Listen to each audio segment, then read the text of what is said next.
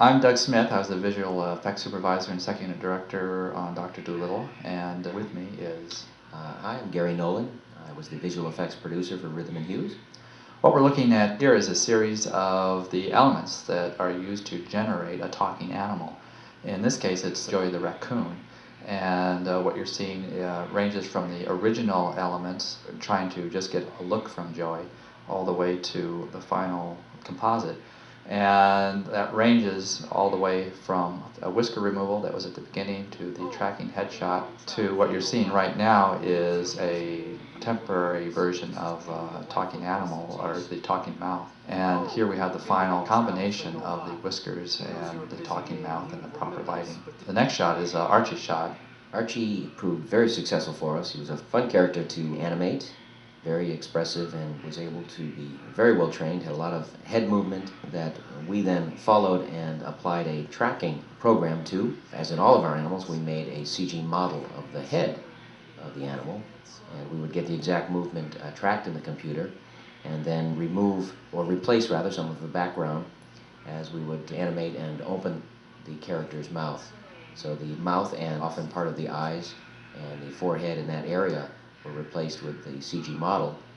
We then applied fur and textures and integrated it back into the live action plate of the bear to make hopefully a seamless composite of a talking animal.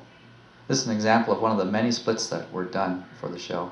Roger is the stand-in that Eddie's talking to, and that helps Eddie Murphy react well with where the bear's going to be and get a good eye line.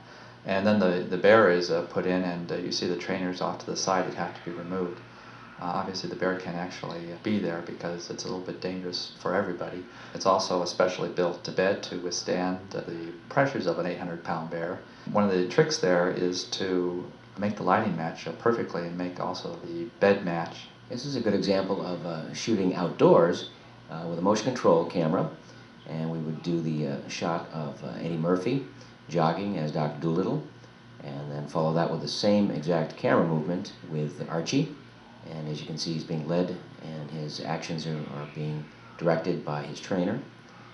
And these obviously were shot at two different times, and one of the tricky things with shooting outdoors with a split screen that has to be matched is the change in lighting. And because of shifting weather conditions, it may cloud over, it may get sunny, and it also lends to a lot of shadows on the ground that have to be blended in and matched. So it can be very time-consuming working on these shots, match them frame by frame. Well, this is a shot of Lucky running in the scene and talking. This was done on a stage, and here you see the tracking that has to be done. So Lucky gets very big in the scene, so this tracking goes from very small to very big. Here you see an isolated head coming towards camera. One of the things with this motion is you don't see, it's difficult to see talking through a lot of it, but still the quality has to be there for you to feel that the talking is proper.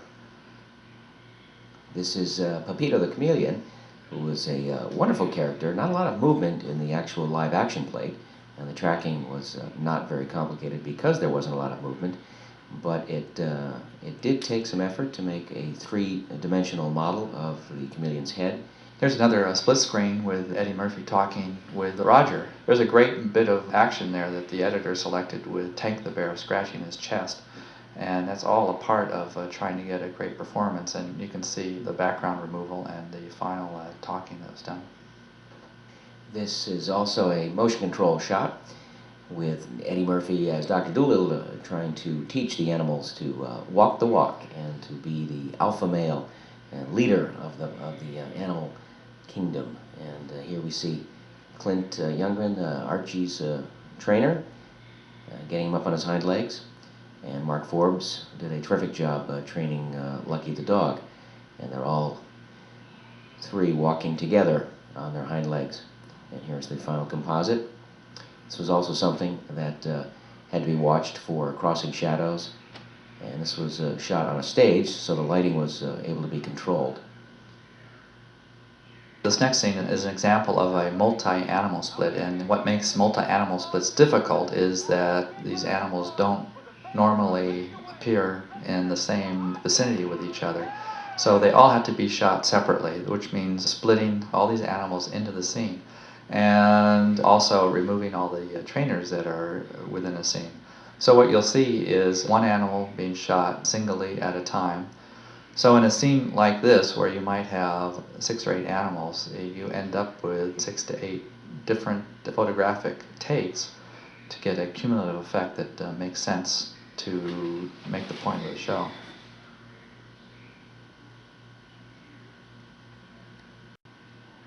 The original soundtrack, Dr. Dolittle 2. The hottest soundtrack of the summer includes the blazing Cluck Cluck by the product G&B featuring Wyclef. The brand new banging Do You Wanna Roll by RL, Snoop Dogg, and Lil' Kim. The stellar new smash, Absolutely Not by Deborah Cox, featuring an amazing all-star lineup. In stores June 19th on J Records.